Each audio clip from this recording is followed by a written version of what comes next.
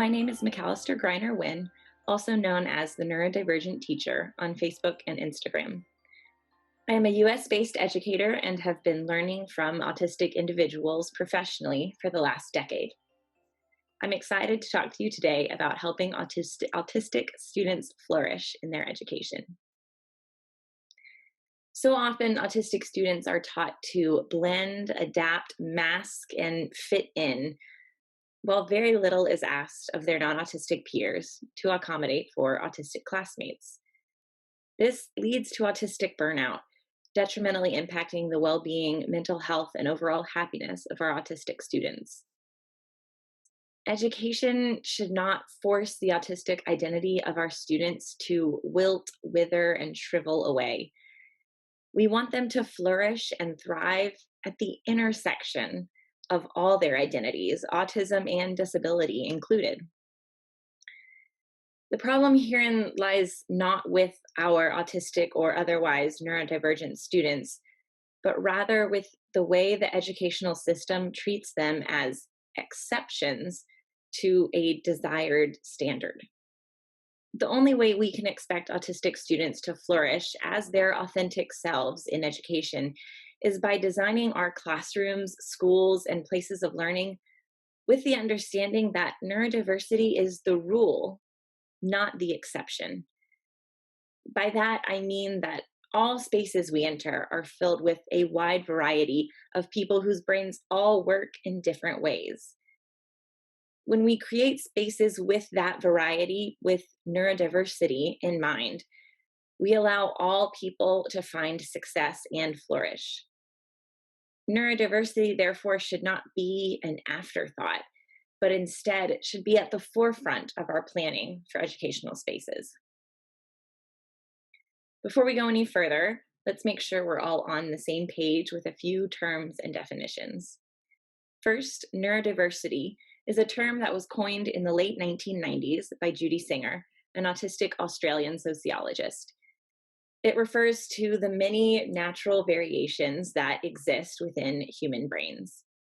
Neurodiversity describes a group of individuals that includes both typical and atypical neurologies.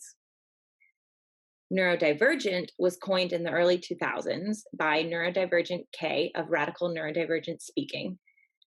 It includes all neurological variations that diverge from typical, including autism, ADHD, epilepsy, mental illness, learning disabilities, and others.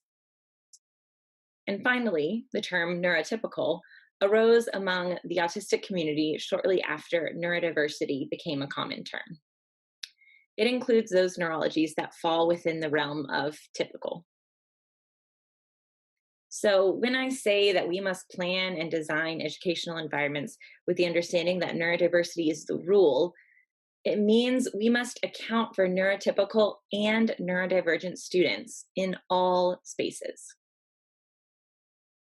Now that we're all on the same page with terms, let's talk more about how we can plan educational spaces with neurodiversity in mind. Because spaces are already designed with neurotypical students in mind, we must intentionally reflect and redesign learning environments to include the needs of neurodivergent students. There are 5 pieces that I believe need to be in place to begin setting our autistic students up for success in their learning spaces. We want to be designing neurodiversity affirming rules, practices, and expectations, increasing accessibility, focusing on mindfulness,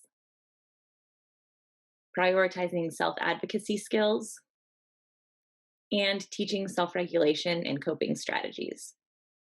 So let's take a deeper look at each of these 5 concepts. First, designing neurodiversity affirming rules, practices, and expectations. The rules, expectations, and procedures of many classrooms are so often founded in ableism and classism and racism and heterocentric norms. We cannot support our autistic students if rules are inaccessible or if rules go against their very neurologies. Here are some suggestions for establishing classroom expectations that work with and not against autistic neurology. We must recognize that all brains and bodies learn in different ways. Adults cannot tell children what their bodies should be doing in order for them to listen. Often, classroom expectations for listening are based on a neurotypical centric ableist view. But brains listen and learn in many different ways, and educators must recognize that all ways of listening and learning are valid and valuable. We can accomplish this by decentering neurotypicality and engaging in introspective conversations with students about how their bodies and their brains listen and learn best. We also want to write classroom rules that prioritize meeting individuals' needs. Classroom expectations should encourage students to listen to their bodies and brains and advocate for those needs. Establishing rules that prevent students from responding to the needs of their bodies, such as only allowing students to use the bathroom at specific times, not allowing students to get up and move when they need to, or not allowing students to take a break when they feel overwhelmed. All those types of rules should really be avoided. Instead, we want our rules and procedures to teach students how they can get those needs met, listening to their body and advocating for their needs. We also want to make sure we define abstract words or phrases in our rules, procedures, and classroom expectations. Often, rules include phrases or words that are abstract and undefined, such as be kind, do your best work, treat others with respect. Some students, depending on age, might have a clear understanding of what these concepts mean. Many students, though, will not understand or will have a different understanding of what kindness, respect, or doing your best might look like. It is important to have discussions with students about what your expectations are for those rules, as well as allowing them to express how they interpret those concepts.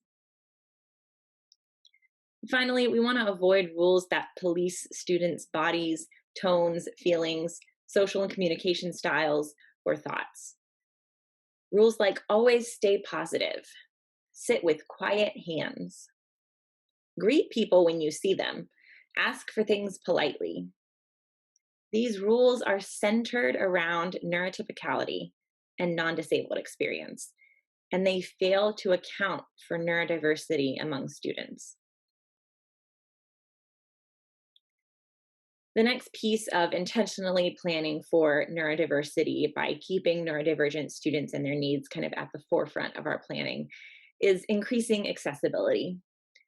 For education to be successful and impactful for our autistic students, it must first be accessible. They must be able to access it. This means that we have to work to ensure we are not creating any barriers to learning for our autistic students.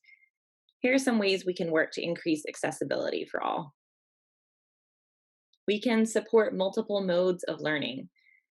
We can provide opportunities for students to learn concepts in a variety of ways and provide opportunities for them to express knowledge in a variety of ways. Students should not be limited to a single method of demonstrating content mastery, such as on a written test, but rather given ways to show their understanding in a way that makes sense to them. We also want to focus on using strengths-based approaches. So often we determine how to support a student based on their deficits, rather than assessing their strengths and using them to determine the real trajectory of instruction and intervention. When we focus on strengths-based approaches, we reflect on the skills and areas students are successful with or are already interested in to drive their learning and supports. While strengths-based approaches should always reflect an individual's specific strengths and needs, some general strengths that might apply to many autistic students include visual processing, focusing on passionate student interests, implementing explicit learning and explicit instruction, and honing in on attention to details. We can also increase accessibility by having lots of communication supports. Neurodiverse classrooms will be filled with students who communicate in diverse ways. Building communication supports into the classroom framework gives all students increased opportunities to practice communicating with teachers and classmates. Modeling communication in a variety of methods, including oral language, signed language, written language, pictures, core word boards, and other methods and supports, has a number of benefits. It exposes students to the many ways people in the world communicate and their equal validity. It gives students increased access to communication methods and supports that might be helpful for them. And it shares the burden of learning alternative communication methods with all students, rather than only expecting autistic students and otherwise neurodivergent students to learn neurotypical communication styles without any reciprocation. And finally, we can increase accessibility by providing sensory support. A student will not be able to access their learning if they are constantly over or under stimulated or bouncing back between both. A student's sensory regulation can be supported in learning environments by encouraging exploration of self-stimulatory behaviors, by incorporating movement into learning, by providing sensory-based accommodations, by teaching students about different ways to engage their senses while learning, and by allowing students to advocate for their sensory needs. The next step for really planning for neurodiversity in mind and really decentering neurotypicality is focusing on mindfulness within our classrooms. Mindfulness is an important tool when teaching a neurodiverse group of students.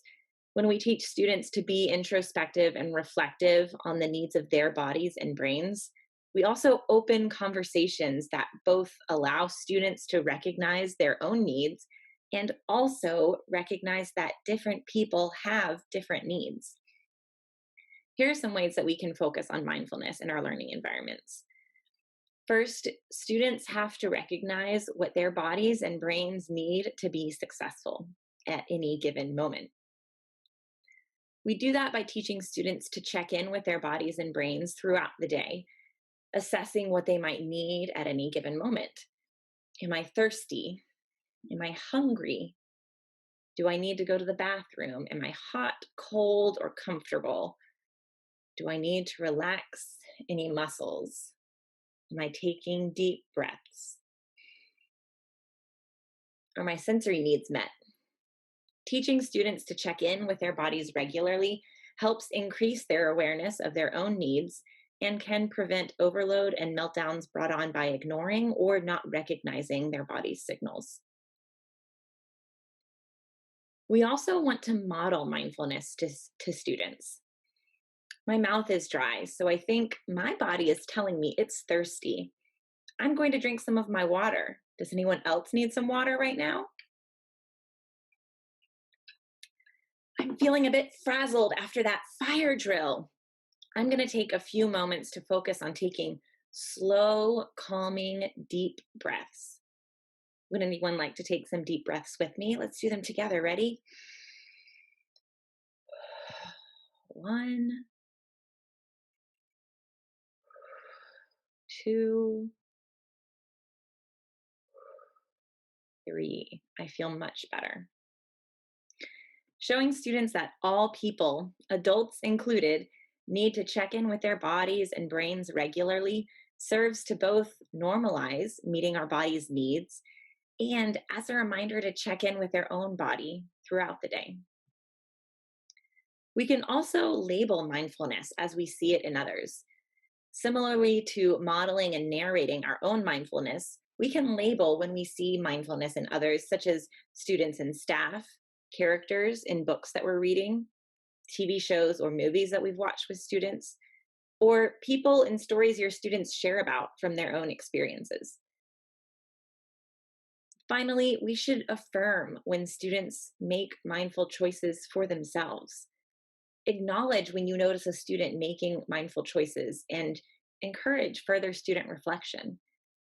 I saw you take a deep breath while you were working on that really hard math problem. How did that make your body and your brain feel? This helps make students more aware of how they're already responding to some of their body's needs and signals. And it encourages them to check in with their choices and reflect on how those choices made their bodies feel in that moment and later.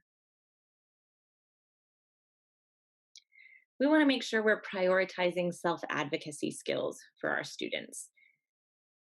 We all want to encourage our autistic students to develop strong self advocacy skills that allow them to request accommodations and support, to stand up for themselves, and to ensure their needs are met as they grow into adulthood. Disabled individuals face alarmingly higher rates of abuse, and this is often impacted by a lack of self advocacy skills. However, becoming a self advocate does not happen overnight. It takes time to grow and solidify these skills. Here are some ways we can encourage the development of self advocacy skills in our students. First, we can discuss readily available accommodations, including ear defenders, weighted items, flexible seating, space to move and pace, light filters or sunglasses, and any other accommodations available for students. We can also suggest or recommend an accommodation to individual students or to the entire class. When we have a fire drill, a loud alarm will go off. If you don't like loud noises, you might want to grab a pair of our ear defenders.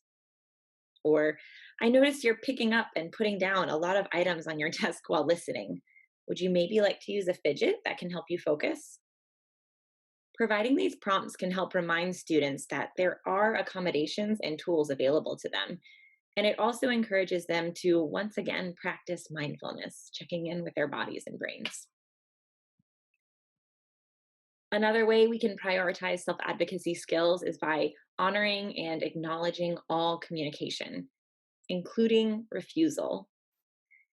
The development of self advocacy begins at a young age with a word many educators and parents don't necessarily want to hear: no. If we want students to be able to self advocate, we have to begin by respecting what they do communicate, including their no. Does this mean students get to do whatever they want? No, of course not. But it does mean that we cannot force students to do anything that they are refusing to do. When a student is communicating refusal, try responding with wonder. I wonder why they don't want to do or can't do this. Self reflection. How can I change the way this is presented so the student might want to do it? And accessibility.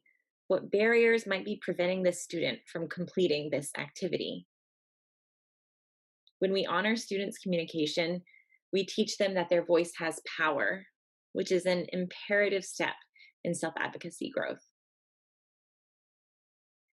We can also accept a variety of communication methods, even if the student typically communicates in a different way. All communication methods are equally valid and valuable. So don't force a student to use a particular style or method of communicating because they know better. Different communication methods might be easier based on a variety of factors, including energy level, stress level, regulation status, hormones, hunger, illness, unfamiliarity with a person or a place, and others.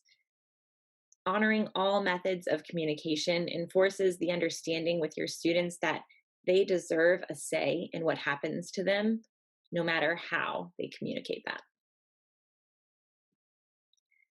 Finally, we want to maintain the bodily autonomy of all students. This means avoiding hand over hand prompting and instruction, and it means seeking consent from the student before using any type of physical prompting or touching them in any way. This means teaching students that they shouldn't do anything that feels bad or wrong to their bodies. And it means not policing how their bodies need to move to help them feel comfortable, safe, and regulated. The last piece that is imperative in building educational spaces with neurodiversity in mind is teaching self-regulation and coping strategies. Teaching how to manage big emotions is helpful for all students, but it is particularly important when intentionally creating space for neurodivergent students because they are navigating a world that isn't always designed for them. They process emotions and experiences the world differently than most people, and they often don't have exposure to neurodivergent-minded methods of regulating. There are a few things we can do that can help with that. We can provide direct instruction with regular practice.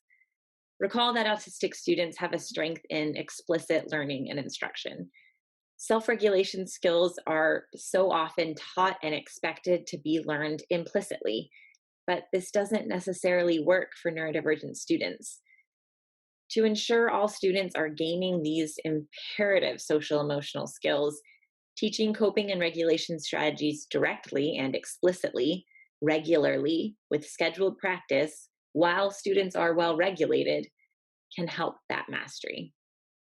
It allows all students, to learn these skills when they are calm so that they can refer back to them when they are stressed and dysregulated.